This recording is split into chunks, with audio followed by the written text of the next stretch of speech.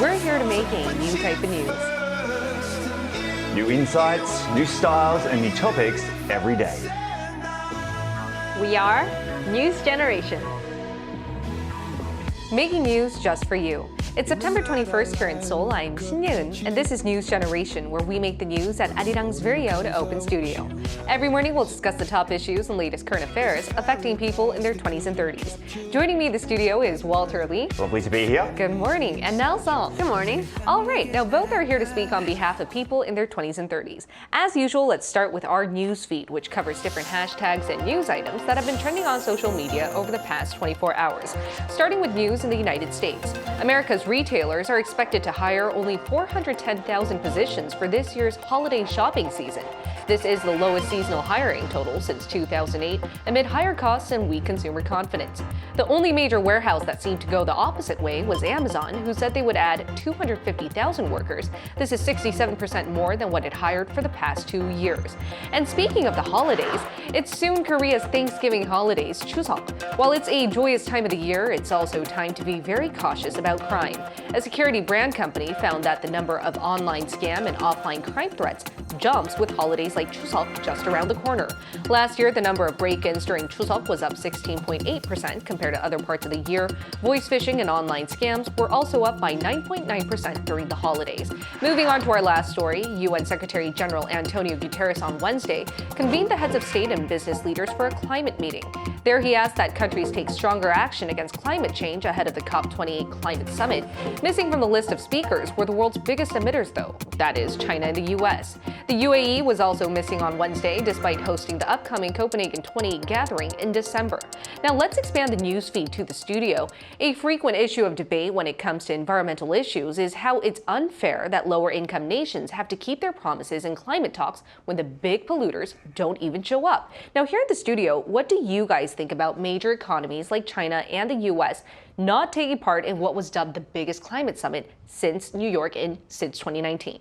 Yeah, US and China take pride in being world number one in so many different areas. But the fact that they didn't even show up, which is the bare minimum, because you have to show up and decide to take actions for these climate issues, but they didn't even do that. I just feel like that's a little irresponsible, and you need to have that weight if you want to be that number one and a leader. And you know, they used up so much of the environmental resources out there that contributed into their major economic development. And because they took on so much economic pollution and their global footprint is so big, a lot of people expected them to be contributing to saving the environment. But because they didn't do that, I think our generation in particular, that's so fixated on justice and equality, got a little irked. What do you think about that, Walter? Yeah, I think both countries should have obviously been at that summit. They both contribute the most pollution, as you said in the earlier. And I mean, to be honest with you, it's quite disgraceful, in my opinion, that they didn't show up. And I'm not surprised, because I know that they are busy, but we're all busy kind of thing. But yes, when you're a country, the top two countries that, you know, contribute to this carbon problem, footprint, the carbon footprint, you should be at least the first ones to put your hand up and say, yes, we want to help. Especially since like not as developed economies are also there as well, but they find it not fair because they weren't able to use as much environmental resources for their economy. So we'll still have to see what happens, and it's definitely an issue that all countries need to contribute for. Until then, that was our news feed for this Thursday. And speaking of it being Thursday, it's time for us to talk about the environment. Millennials and Gen Z seem to try to save the earth by tweaking basic habits in their daily routine, and one popular way is doing something called plogging. Take a look at the screen to find out what this is. Plogging. It's a combination of the word jogging and the Swedish word plocka, which means to pick. Started in 2016 by a Swedish environmental activist, Erik Ahlstrom, plogging means to pick up trash while jogging. Ever since this concept surfaced, it has garnered much attention here in Korea as well. Mainly because it's efficient. You can catch two birds with one stone: physical activity and being eco-friendly. Eco-friendly, that's a keyword often associated with our generation, and that's why we've dedicated the past few Thursdays to talk about environment here on NewsGen. Now, Walter, I hear you have some visuals for us to better understand just how serious us millennials and Gen Z, particularly in Korea, are about sustaining a green and healthy Earth. Yes, so if we actually take a look at the screen just for a second, it's actually very good to see that 70% of South Korean youths are changing their daily habits in order to be more eco-friendly. Now, also, if we take a look at the next screen, some of the ways that MZers are changing their daily habits is by separating the garbage to their allocated bins, reducing the use of disposable containers, utensils, etc. For example, opting to take their tumbler everywhere rather than use a paper cup. I mean, this is obviously one of the easiest ways to help out. I know a person who has over 100 tumblers and she uses them every day. 100 tumblers, Yes, that's a lot. I know, it almost seems like a really unimaginable number. It's yen. Yeah, it's yen. It's yen, everybody. Using eco-friendly transport, I see a lot of people using those paid bicycles and scooters a lot here. And reusing recyclables, like, you know, when we were kids, we would make those things out of toilet paper rolls, artwork, etc., plastic bottles. And something that we could all do, even if it's just a little bit, that's saving electricity by simply turning off the light or the air conditioning when you're not using it. Now, these are all daily habits that I try to do actively, as you guys mentioned. I do have a lot of tumblers. Yeah, not 100 though. Yeah, to be honest, it's not 100. I think that's even wasting more because we don't want that. But before moving on, let's find out how eco-friendly other millennials and Gen Z are abroad by asking our global viewers. Here's what 3 of them had to share with us. Take a look at the screen to find out. Amazing Traveler said, in Japan, we embrace the principle of motai nai, which underscores the importance of not squandering resources and encourages us to maximize the use of items. Sunshine Dessert said, here in the UK, in my area, we've been recycling for I think 10 years and recycling garden waste for around the same period. A local fortnightly collection service is paid through council rates. I had solar panels about 12 years ago. I drank the local tap water rather than buy bottled water. Hannah Hirano said, I'm taking baby steps to reduce my carbon footprint by turning off the lights when I leave a room and unplugging unused electronics. So I guess our viewers also have very similar habits in the way they change basic things they can do with their daily lives, like us millennials and Gen Z in Korea. And as we saw in our introductory video, another popular way young people are trying to save the environment is by plogging, right now? Right, plogging. It's a funny word. Plogging, as we have been mentioning, is just simply jogging and picking up garbage combined together. And the origin of the word, as funny as it sounds, is Swedish, and it's for picking up, which in Swedish is plocka up, and jogging together. And it combines, you know, health for us and health for the environment. So it's kind of 2-in-1 activity. And if you search on social media, there's lots of people who are doing the challenge. And doing this on the beach, you can do, you know, beach combing, which is picking up rubbish and garbage on the beach to make a safer and more barefoot friendly beach. And maybe, who knows, you can even find something that's a little valuable for yourself too. And on social media platforms, there's lots of people recruiting others to participate in one specific plogging event and calling people to come together. Right, and I think aside from picking up something that you really want or are valuable on the beach, I think plogging and beach combing are all very attractive options for the younger generation. But why? I agree. I mean, for starters, don't do what Niall said and just pick up what you see on the beach, because that could just be someone's belongings. So, you know, just be a bit careful, know the difference, right? Yes. But I mean, it's a great idea to raise this awareness. Oh, look at on this new subject. iPhone. Oh, yeah, so there's sunscreen and beach towel. in someone's hand, but yeah. And it's so easy, as many young people don't have they don't have to go very far to plog. Now, it's such a funny name, I think, plog. For instance, many are going to their local parks to plog. There is also another term being made called, as Niall mentioned, beach combing, where people go down to the beach. I'm gonna try and do that without looking suspicious, but yes. Anyway, this is great news for the environment, and it's another challenge. People like challenges. Right. Well, they like posting about challenges, Yes. but it's a good challenge. It's a good challenge. Yeah. And as you both mentioned, I think the biggest benefit behind plogging seems to be that you can work out while saving the environment, catching 2 birds with 1 stone. And since it was first introduced in Sweden back in 2016, it has garnered much popularity here in Korea as well, to the extent that many student organizations and cities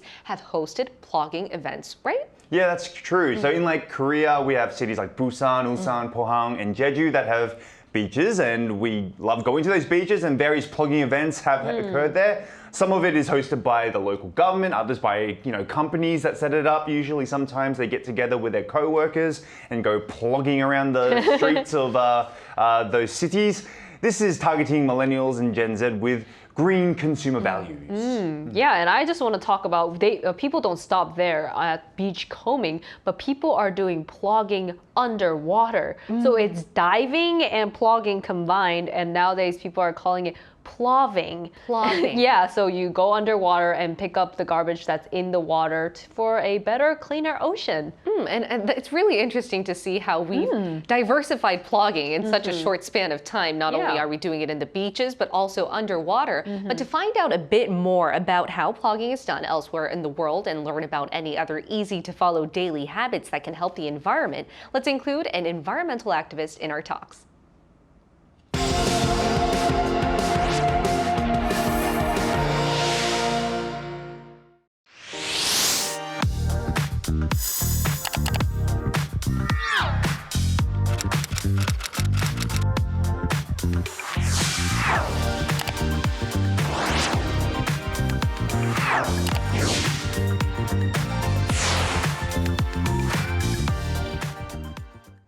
We're now going to include the CEO and co-founder of Vegan Zero Waste. This association aims to fight plastic pollution through zero waste stations. And it's Estefania Corral from Sweden. Welcome, Estefania. Hi, thank you so much for having me here. I'm really excited.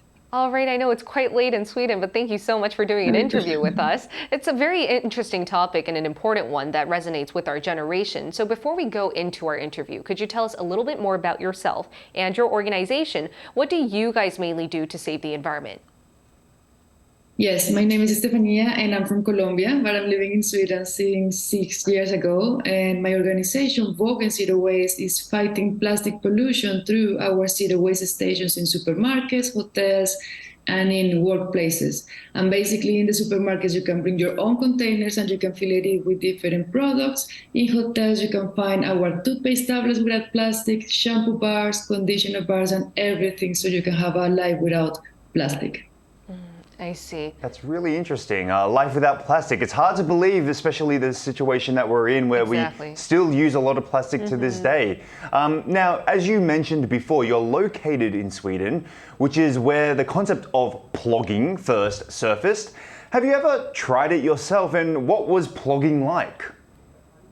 I have. I'm not a fan of running that much, but I did it. It was really fun. We also did it with a couple of friends and people from the community and our clients in our store. And we used to go and pick up some garbage. And it was a great moment to raise awareness and to start talking about the importance of reducing waste and put the trash where it belongs. And aside from plogging, what are some ways that the young generation that can contribute to saving the environment, especially in our daily lives? I think there are maybe 3 tips. One is to try to reduce the waste as much as we can. If you can buy a shampoo bar, a toothpaste tablet, is really, really good. Keep learning, keep feeling inspired. We have a TikTok account where we share knowledge. We have 85,000 followers, and we love to share easy tips that we can do in the daily basis, step by step, everything counts. And the third one is to support companies and initiatives that are doing something for the environment. For example, right now we are in a competition, a Startup for Climate, and all our clients and community and friends are voting for us to raise awareness about this. I see. Okay, tell us your TikTok account so we can go follow. Yes, it's @try zero waste. Okay. Very simple and direct. Well, before we let you go, Estefania, on the newsfeed, we talked about how global leaders convened together to talk about the worsening climate change, and there they proposed to better contribute. But what do you think needs to be done even more, whether that's be on a governmental level or as individuals, and what the next generation can be thinking for? I think the most important right now is to take action. We know the data, we know what is happening. Now is up to us as citizens, but also as business owners and organizations, and you are doing also raising awareness about the subject and encouraging people to take action, from plugging to going to buy more zero waste products, asking your supermarket to have a refill station. There are so many ways to help right now. All right. Thank you so much, Estefania. It was a pleasure hearing from you today. Thank you. Ciao. Ciao. Now, lastly, are you guys willing to try plogging out yourselves or any of the other options that Estefania actually mentioned? Well, it's quite interesting. When I looked at the plogging video that we saw before, I thought, is it like good exercise or because we're like constantly stopping? I mean, to be honest with you, I think the streets of South Korea are quite clean. Like, I mean, obviously if you go, you know where a terrible place to go plogging would be was Hongdae. You wouldn't be moving. Yeah, you Like- would just you'd be You'd just be constantly like I running know. a few steps, picking up, running a few steps, picking up. But that's only on like maybe a Friday, Saturday night. Right. But yes, it's something that, you know, I think that we should get the News Gen team into because we have a big list of things that we want to do together. Yeah. And I think one of the good things is plogging because not only is it something for, you know, just to meet with your friends and have a lot of fun, but we're also helping the environment in the same way. And do you want to go plogging with me? Yeah. You know what, Walter? I think that's a great idea. Oh, It can be good. one of the many different activities we do on the news. I actually saw a video on somebody promoting plogging, and it's actually not that you just bend over, but there's a strategic way to pick up, I guess, the garbage. Okay. You kind of do it in a squatting position if you really want to do the exercise in, but then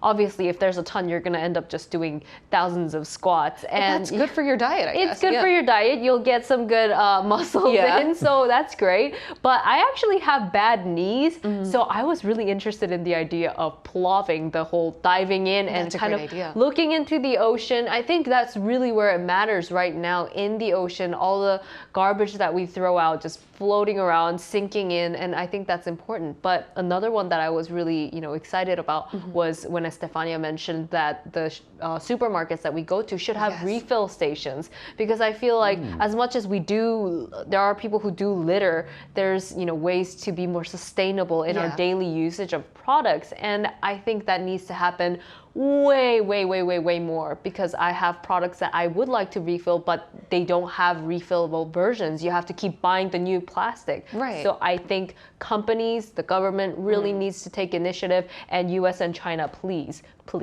next join time the board. participate. You guys are causing a lot of the pollution, and us as a smaller country trying really hard, like as much as it's great, I really think as the leaders of the world, they need to take Exactly. initiative. It's a very important point that you mentioned. This isn't something that only one single individual or entity can do. It's collective action that's required in order to save the earth. And I think just tail ending on the end of what Nael said, it is good that we are still seeing progress being made here in South Yes. Korea. In South Korea, compared to, let's say, when I was in Australia, there was very much basic separation of recycled waste. Yeah. So it was just simply your normal waste and bottles and plastic, and that's it.